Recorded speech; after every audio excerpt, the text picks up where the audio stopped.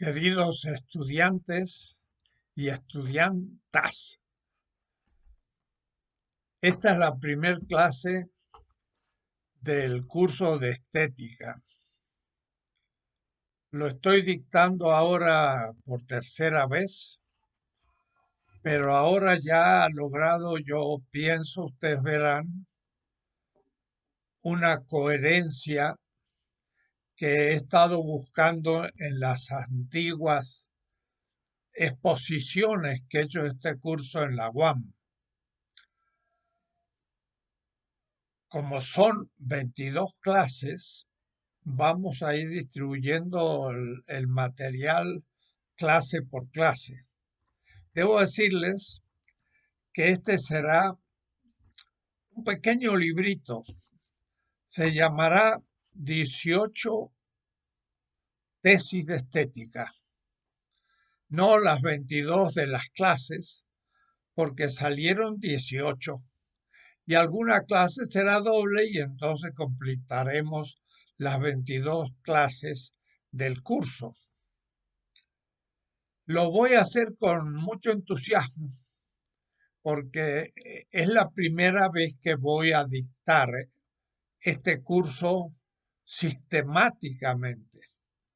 Y eso pues me interesa para que ustedes puedan tener una visión de conjunto de un curso de estética crítico y latinoamericano, y que en la filosofía que yo practico, que le llamamos en conjunto porque ha crecido por América Latina, mire, y en esta pandemia ha sido una gran ocasión de ponernos en contacto con gente de Argentina, Uruguay, Brasil, Chile, Bolivia, Perú, Colombia, Cuba, Estados Unidos. No se imaginan ustedes cuánto contacto hemos tenido gracias a la pandemia que nos exige usar este medio del Internet y que de pronto nos evita movilizarnos en avión y nos podemos poner más fácil en distintas partes. Ha surgido todo un movimiento latinoamericano de filosofía de la liberación y nos faltaba el tratado de la estética, que es el que pienso escribir en este trimestre. Ya he publicado 20 tesis de política, 16 tesis de economía política, 14 tesis de ética, y este serán 18 tesis de estética. Estoy usando esta metodología expositiva de tesis porque me permite ser mucho más resumido, no explicar del todo ampliamente los temas, sino sugerir las tesis centrales claras que pueden dar motivo a discusión y una bibliografía mínima indicativa. De tal manera que esto es lo que voy a hacer en este trimestre. Yo voy a dictar las clases, pero voy a ir escribiendo. Quizás no las pueda dar a ustedes para que las lean, pero vamos a dar en cada clase lecturas. Va a ser mi clase, lecturas, y ustedes tendrán que escuchar esta clase a la hora correspondiente, martes y jueves, y dar un acto de presencia por un resumen que enviarán al asistente de mi curso, que se llama Valeria, con la que vamos a constituir un grupo de WhatsApp. Ella pediría el número del celular de ustedes y vamos a hacer un grupo. Y en ese grupo podremos comunicarnos continuamente cualquier pregunta, aclaración, bibliografía, lo que sea. Es decir, el curso lo vamos a continuar primero por el WhatsApp, pero también los jueves vamos a tener una hora de Zoom. Ah, no, Skype lo vamos a hacer en Skype. Vamos a reunirnos los jueves después de clase, una hora, y entonces ustedes estarán presentes y ahí habrá presencia y discutiremos los temas. Usted prepara preguntas y yo responderé en una hora un diálogo con nosotros una vez por semana los jueves. De tal manera que vamos a lograr primero que ustedes escuchen esta clase, pero después que la podamos discutir también una hora los jueves. Y bueno, esto a partir de la experiencia que hemos tenido es muy útil porque ustedes se podrán expresar, ir preguntando, explicar un poco las lecturas que están haciendo y va a ser algo muy así interactivo. Creo que vamos avanzando en una mejor tipo de pedagogía en este momento histórico en que una enfermedad tan importante nos tiene un poco acorralados, pero al mismo tiempo más comunicados quizás que antes, porque la clase no será solamente las 2 horas de presencia, sino por el WhatsApp ustedes podrán comunicarse también entre ustedes. Hay lecturas entonces que tendrán que hacer semana por semana y algunas veces serán 50 páginas. Le va a llevar su tiempito el sábado, el domingo o cuando ustedes tengan y iremos hablando y yo iré viendo uno por uno cómo va asimilando las cosas. Le van a dar a Valeria el correo electrónico y el WhatsApp, de tal manera que muy pronto puedan ustedes ya comenzar a trabajar. Eh, Ella se pondrá en contacto con ustedes y ustedes con ella. Bueno, ha sido muy bien los trimestres anteriores. El grupo de WhatsApp ha sido muy activo. Además, algunos transmiten otras noticias, algún libro que está leyendo, una noticia política o estética, o haciendo un grupo amigable de comunicación en esta, pues, aislamiento relativo que tenemos por esta pandemia. Creo que esas son las indicaciones generales y el jueves ya podremos entrar a perfeccionar ya con presencia de ustedes el sugerirme algunas otras iniciativas para mejorar el curso. La clase no va a tener 2 horas porque es demasiado, pero va a tener 1 hora 45, algo así, o aún a veces 1 hora y cuarto, pero ustedes verán que será densa, lo tendrán que escuchar un poquito de nuevo, sacar apuntes, y ese apunte lo enviarán de inmediato a Valeria, que ese apunte enviado va a valer como presencia a la clase. Pues es decir, de esta clase ustedes empiezan a sacar apuntes. Me llenan una paginita y se la van a enviar a Valeria. Y entonces ella lo va día, clase por clase, poner en una lista y el mínimo de presencia que vamos a exigir, o es decir, entrega inmediata del resumen, es 80%. Es bastante exigente. Y debo decir que los que tienen menos de eso ya empiezan a tener problemas para que pasen a el curso normal y se va a tener que ir extraordinario. Después al final harán un resumen o un trabajito, unas 15 páginas a un espacio, de algún tema que le hayas interesado. Entonces, las condiciones son 80% de presencia inmediata en la clase y después el trabajo final y también el diálogo de los jueves en Skype. Y ahí discutiremos. Empecemos ahora esta clase después de 10 minutos de introducción. El curso se va a llamar Estética de la Liberación Latinoamericana.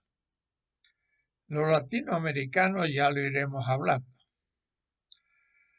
Lo de estética también, porque estética va a ser como una parte de lo que ese título contiene, que va a tener dos partes, una estética y una artística, que no es lo mismo. Pero claro, no lo voy a explicar ahora, sino después.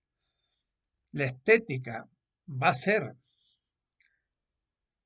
la contemplación y la emotividad sensible, el entusiasmo, la alegría ante lo bello. Y vamos a intentar una definición estricta y universal de belleza, lo cual no es nada habitual, porque la mayoría de los autores dicen hay tantas definiciones de belleza que dejémosla de lado y entremos a los temas más concretos. Yo digo, no, la definición, la análisis del concepto de belleza va a ser el hilo conductor de este curso. Y creo que ustedes verán, es una definición con la que estoy yo muy entusiasmado, porque creo que hemos dado la tecla de una manera impresionante, y más por la existencia de este virus. Ustedes me dirán qué tendrá que ver el virus con la estética. Van a ver ustedes la importancia. La estética es la captación de la belleza y todo lo que esto supone a un nivel de contemplar la belleza de las cosas reales. La artística, en cambio, va a ser un segundo momento. Va a ser cuando el ser humano produzca obras de arte. Y estas van a ser mucho más de las que ustedes piensan. No las que se llaman así, sino otras muchas que hacemos y no advertimos que son obras de arte. Pero esto le voy a llamar la artística. Sin embargo, voy a tener que seguir usando la palabra estética de manera ambigua, incluyendo la artística dentro, porque es lo más aceptable.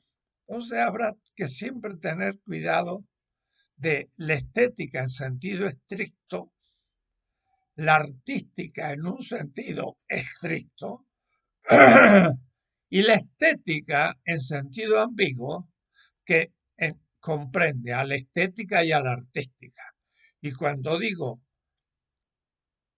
estética de la liberación, estoy indicando la estética en sentido estricto y la artística en sentido estricto, o es decir, estética en sentido amplio. Habrá que saberlo distinguir por el contexto. No podría ser de otra manera porque no quiero tampoco renunciar a la palabra estética, que ya explicaremos de dónde viene, qué significa y muchas cosas. Esta clase inicial va a plantear, sin embargo, la primer tesis.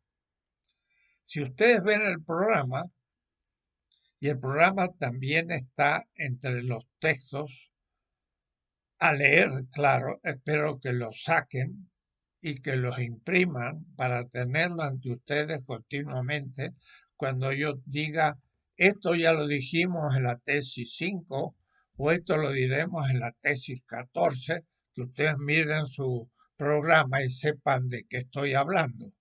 hay que imprimir el programa. Y también hay que imprimir un artículo que les voy a dejar de lectura, pero que me gustaría que lo tengan blanco y negro en papel en su carpeta del curso, que se llama 7 hipótesis para una estética de la liberación. Esas son hipótesis, no tesis. Las tesis ya son afirmativas. Las hipótesis son preguntas. Ese es un artículo que escribí en un curso que di en Chile hace 2 años en la Escuela de Artes y fueron el inicio de mis reflexiones sobre la estética. Mucho de eso que escribí está superado. En estos 2 años he ido avanzando, pero yo tuve la precaución de llamarle hipótesis. Y una hipótesis es para ser probada o refutada. Una tesis ya es algo más preciso. Es una afirmación de la que se van a dar razones que muestran que la tesis resiste la prueba. Entonces, la hipótesis es pregunta sobre posibilidades. La tesis es afirmación ya verificada, que a su vez puede volver a ser discutida, pero ya en cuanto al expositor, no dice pienso que pueda ser, sino tengo la pretensión de que esto es así. Y la pretensión, claro, indica que lo que se enuncia tiene validez, pero la validez a su vez es pretensión. O es decir, que si alguien me refuta con una razón mejor, aceptaré lo que piensa el que argumenta mejor que yo, pero ya no es una pura hipótesis, sino es una tesis. Estas son 18 tesis que pueden ser refutadas, pero no son meras hipótesis que me permiten comenzar a llegar en algún punto del desarrollo a una verificación tal que se transforma la hipótesis en tesis. 18 tesis. La primera tesis la exponemos ahora. El término lo saco de Walter Benjamin, este gran autor de la Escuela de Frankfurt, alemán, que trabajó mucho en la estética. Diríamos, toda su obra en realidad es una visión estética, aunque de la historia, pero su gran obra era grandes intuiciones sobre la estética del siglo XIX y comienzos del siglo XX. Entonces tiene algunos trabajos que tomaremos en atención en su momento. Constelación significa como una constelación de estrellas, de Centauro. Son unas estrellas que forman una constelación. Son una como sistemática organización, pero que no está cerrada, sino abierta y que permite la inclusión de nuevos elementos, preguntas, respuestas. 3 constelaciones.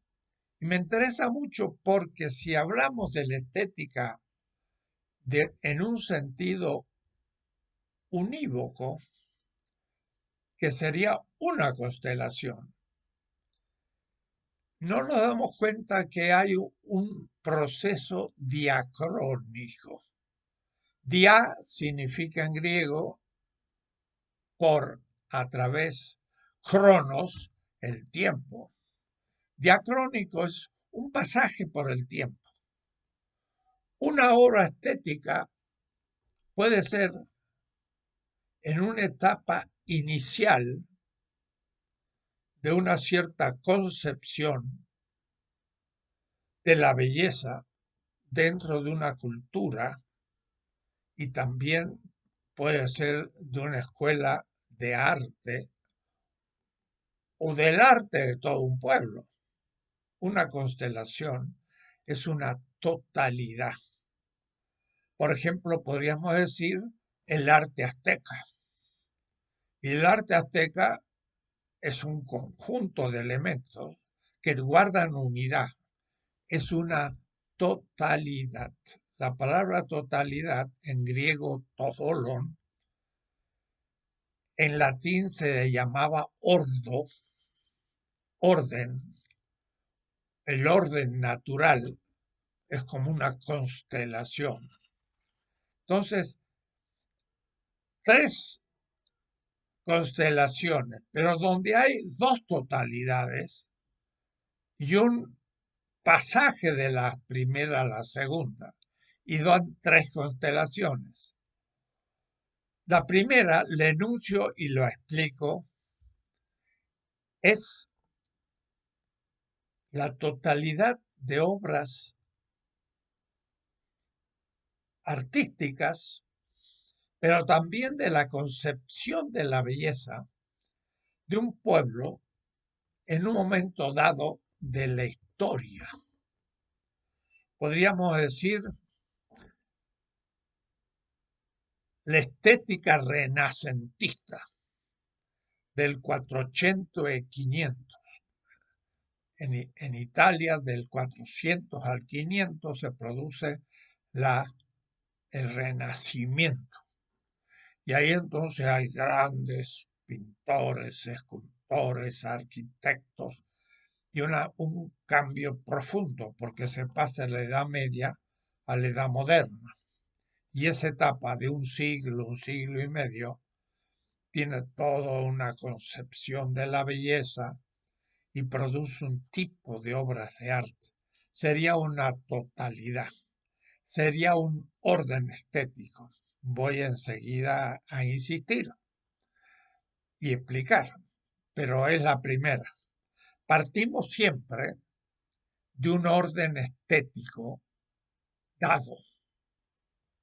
Y digo que hablo estético en el sentido ambiguo y artístico en un sentido claro, preciso, porque en realidad son un conjunto de obras de arte, pero no solo hecho por artistas, sino hecho también por artesanos, porque constituyen la totalidad de los objetos de la cultura, el momento material y formal de una cultura. Y entonces una cultura modifica la realidad, ya veremos todo esto, imprimiéndole un tipo de belleza que no es lo mismo un africano que un hindú, que un europeo o que un maya. Primera constelación, una totalidad estética. La segunda va a ser la puesta en cuestión de esa totalidad bella. Muchas estéticas no cuentan con este momento. Se quedan exclusivamente en una totalidad que por lo general es la europea y que creen que es universal. Y entonces, cuando uno toma una historia de la estética, van a ver ustedes, voy a insistir mucho en este curso, va a hablar de la antigüedad oriental primero, de los griegos, la cultura clásica, y la Europa medieval y la Europa moderna, y luego cómo eso se difunde por el mundo. Y esa visión es una visión de un tipo de belleza, no la única, pero pasa por ser única. Entonces empieza la crítica. Las estéticas excluidas se descubren que tienen otra concepción de la belleza, que tienen otra historia del arte y que han sido negadas por la primera. Entonces, la segunda constelación es crítica. destructiva casi, es negativa. Entonces, la primera es afirmación de un tipo de belleza. La segunda constelación es la crítica de esa en nombre de otra concepción, aunque no se tenga mucha conciencia cual sea, pero se la vive y se dice, yo no veo que aquello sea tan bello y yo veo esto, que esto no consideran que son muy bellos. Esto lo puede decir un africano que toma una escultura de madera negra y entonces surge un ser humano esculpido en madera con una nariz prominente, un labio muy voluptuoso, pelos rizados, y que para ellos es bello. Y ven unos europeos y dicen, pues esto no tiene ningún color, son demacrados, eh, los gestos de su rostro son muy simples, no me gustan. Cuidado, puede que la élite los adopte. Bueno, ya veremos todos esos temas. Pero el segundo momento es un momento negativo. Y el tercero es cuando de esta negatividad de aquel que no tenía una autoconciencia de la significación de su estética, empieza ahora a tomar conciencia, ya no negativa, sino positiva, no de la totalidad vigente, sino desde su historia, y comienza a crear novedad estética. Y eso en alemán, el arte se llama Kunst, Kunst. Y este es el momento que Nietzsche le interesa muchísimo, porque para Nietzsche el Kunst era la creación de lo nuevo. Y le daba entonces al artista un lugar central en la historia, porque era aquel que creaba las cosas nuevas. La tercera constelación, que es el momento creativo que parte de la negación de otro sistema que tenía otra concepción. Pero lo único que ya lo veremos a Nietzsche, la crítica que le haremos, Nietzsche piensa en una totalidad donde los oprimidos se rebelan contra la belleza vigente y dan un golpe y se ponen a la cabeza ahora como estética nueva de la dominación, y los antiguos dominadores que han dominado es lo mismo invertido, mientras que yo voy a hablar de dos totalidades distintas en un esquema abstracto: totalidad dada, crítica y nacimiento de una nueva totalidad.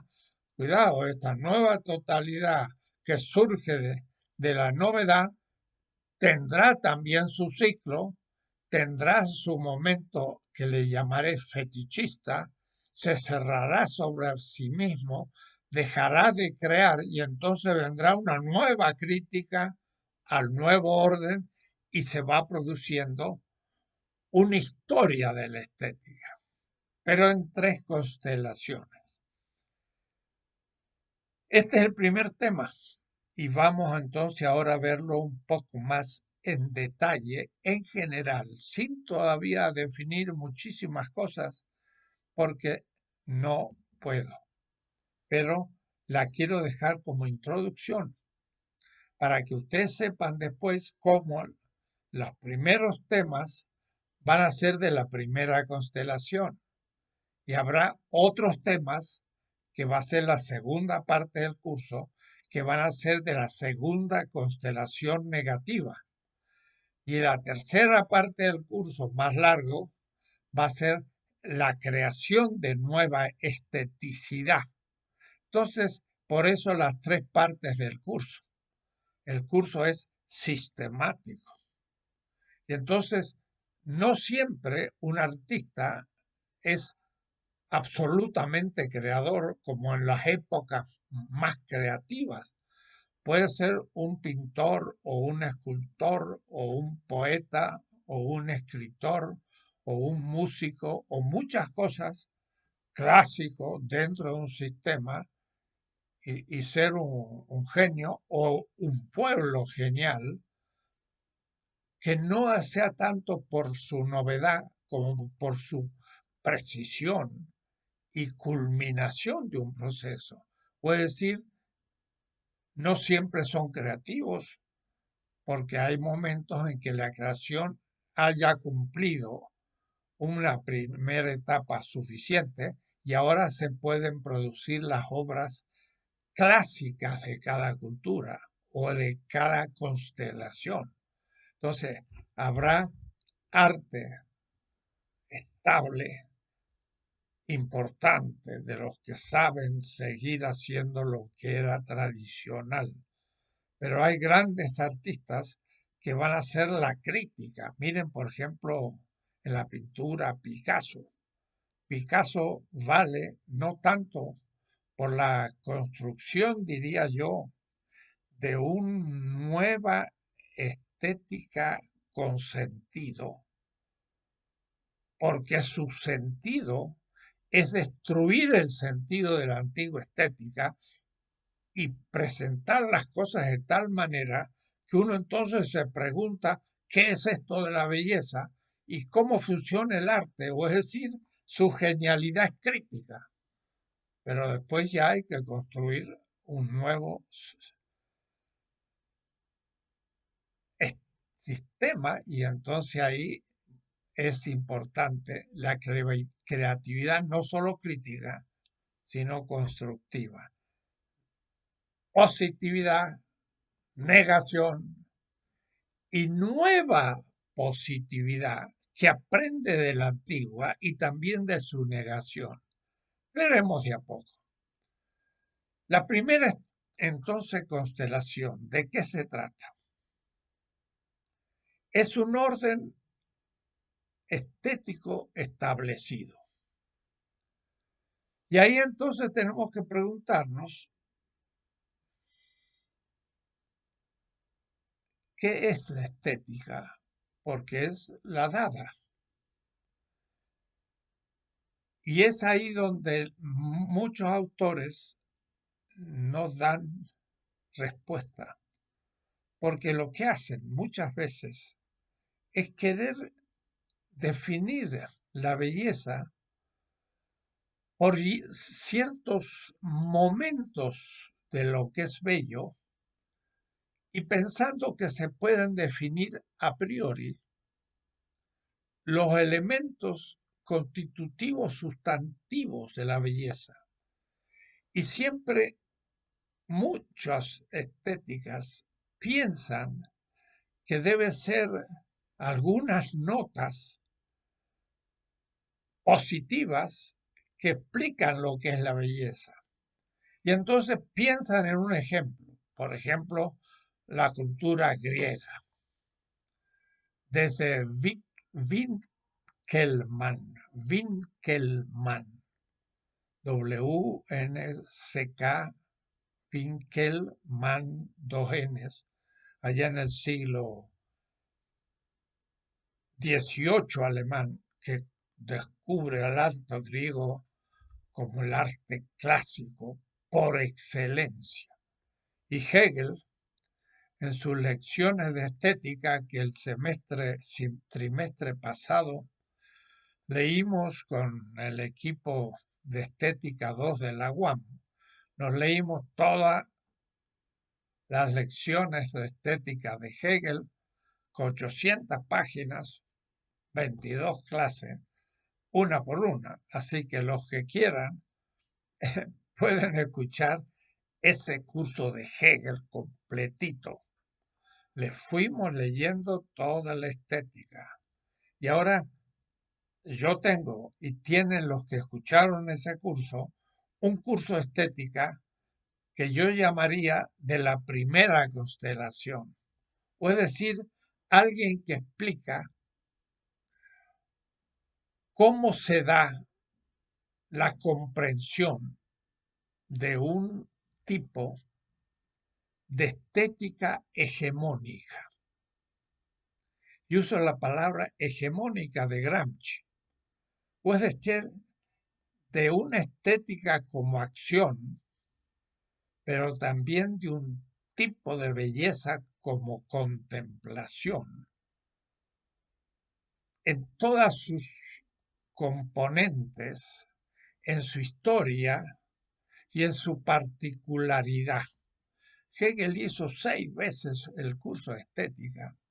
Le interesaba muchísimo, pero era porque el idealismo alemán, Fichte, pero especialmente Schelling y Hegel, le dieron mucha importancia a la estética, porque era un momento creativo. El momento cognitivo de la inteligencia conoce lo que es. El momento práctico de la voluntad tiende al bien o a lo que se ama. Pero la estética es aquello que produce lo que no existe. Es justamente la obra de arte. Y entonces era para los del idealismo del alemán un momento fundamental. El yo se conoce a sí mismo y conoce al no yo. En la voluntad, el yo ama y decide sobre el no yo, pero en la estética, el yo crea el no yo, que es la realidad artística, no natural. Y por eso que cuando el yo conoce al no yo, eso es conocimiento. Pero cuando el yo aprecia la belleza de lo natural, todavía no la produce, sino que cuando pone al no yo, lo crea. Una casa que no había hace una casa. Esa casa ahora es producto del yo. Y es fundamental, porque es cuando el ser humano crea algo real fuera de sí, humaniza la naturaleza. Entonces era un momento fundamental de la filosofía del idealismo alemán. Y de ahí entonces que la estética fue muy discutida. Y Schelling pensaba que aún la estética era el momento final de la filosofía. Era el momento en que el ser humano se realizaba plenamente en la construcción de la obra de arte y contemplación de la belleza. Para Hegel, en cambio, no. El saber absoluto, la última parte de la enciclopedia de las ciencias filosóficas, tenía 3 partes. Era la estética, la religión y la filosofía como saber absoluto. Entonces, la estética era una propedéutica de la religión y la religión un paso previo al conocimiento pleno del absoluto de sí mismo, culminación de todo el sistema hegeliano, y era entonces la sabiduría, era el postulado final de Hegel, pero era filosófico, anteriormente religioso, y la estética quedaba en tercer lugar. En cambio, para Schelling era la culminación más importante que el saber absoluto, el construir la belleza, fruto de la subjetividad. Entonces, había allí una distinta posición sistemática de la estética. El sistema, entonces, cultural vigente es en tanto estético la primera constelación. Digo en tanto estético, la cultura es ya una poiesis. Vamos a ver todo esto despacito. Es una producción. Aristóteles dice praxis, que hay poiesis heteron. La praxis y el fabricar, el producir, el hacer son distintos.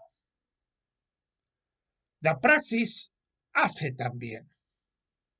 La praxis política es un sistema político. La praxis legislativa hace leyes. Pero en realidad, para los clásicos, ese fruto era en cierta manera subjetivo o intersubjetivo. Una ley hecha por un poder legislativo. ¿Dónde está su objetividad?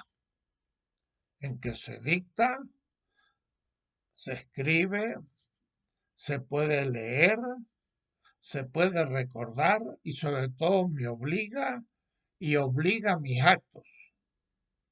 Pero no es nada material, nada objetivado materialmente, sino que se produce, dicen los clásicos, por ejemplo Tomás de Aquino, que las obras de la voluntad permanecen en la voluntad.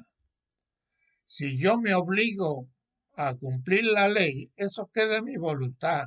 Puede decir, en una subjetividad intersubjetiva, porque es comunitaria, pero al fin comunitaria, y no es ni una casa que queda allí, sino que la ley, por más que la escriba, no es esa la ley, es la obligación que yo tengo de cumplirla. Entonces,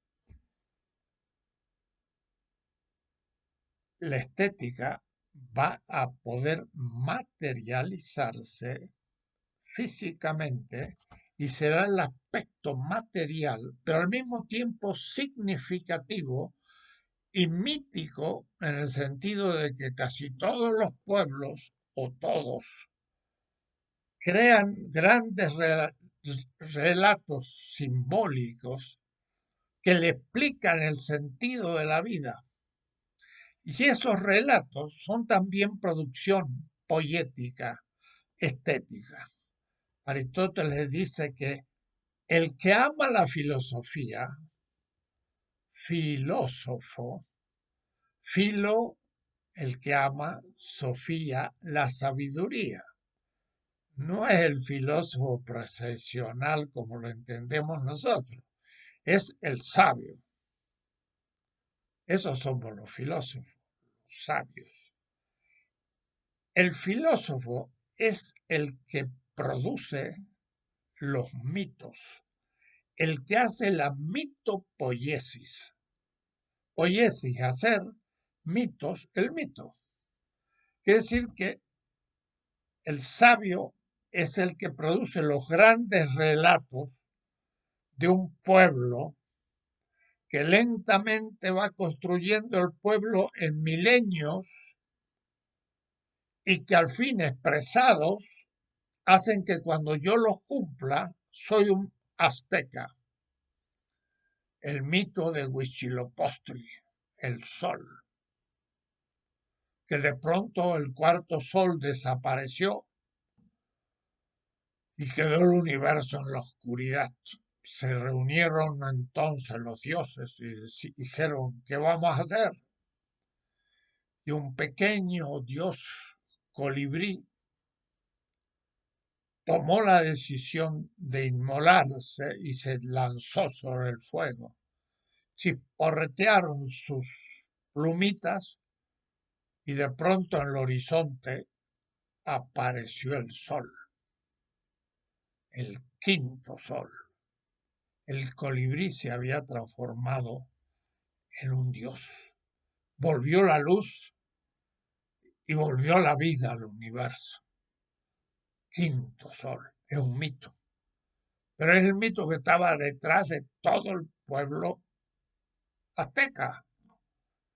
Y ese explicaba muchas cosas. Y ustedes dirán, eso es un cuentito para niños irracional. No, es un relato que explica el sentido de las cosas, que tiene validez hasta que alguien lo refuta. Y si nadie lo refuta, vive y es racional porque justifica el sentido cotidiano de la vida. Justifica. Ahora, si viene otra corriente y dice, no, eso no puede ser, y lo objeta, parece que un grupo de pensadores y de sabios aztecas tenían dudas. Y cuando llegó Cortés, parece que al decir que el sol no era Dios, dijeron, es de este grupo azteca que ahora se nos viene en contra.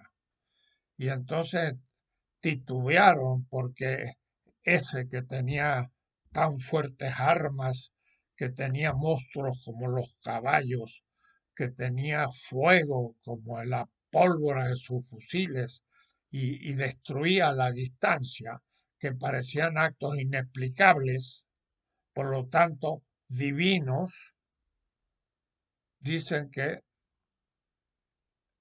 el relato racional, mientras que no se refute de Huitzilopochtli es falso, ¿qué hacemos? Y empieza la discusión.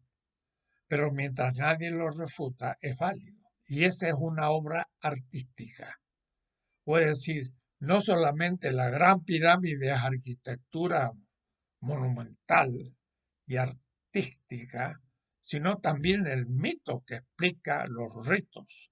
Y los ritos no son irracionales, son explicaciones que pueden no verificarse y entonces se cambia por otros. Pero mientras que no se cambien, son vigentes porque ganan el acuerdo de todos los participantes. Bien, eso es parte también de un producto artístico, mito poiesis, el hacer los mitos. Entonces, una cultura como totalidad son las obras materiales, los caminos, las pirámides, los frisos como pinturas sobre ellas, las esculturas, la ropa de la gente, los colores, el tejido, la gastronomía, el chocolate, el tomate, preparado de tal manera que guste a las papilas gustativas y tiene todo un arte gastronómico y que hagan perfume para que el ser humano, que también tiene sudor y tiene olor no tan bello, entonces pueda ponerse perfume para exhalar un perfume más agradable y es el arte parfumario.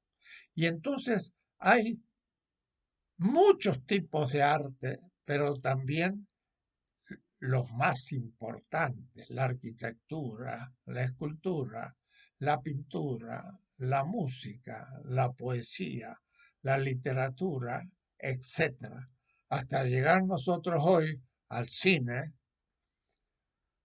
y la danza y el rock y una cantidad de efectos que por último todo se estetiza hoy. Pero eso es el fin del curso, porque va a ser ya la edad contemporánea en una presencia estética mucho más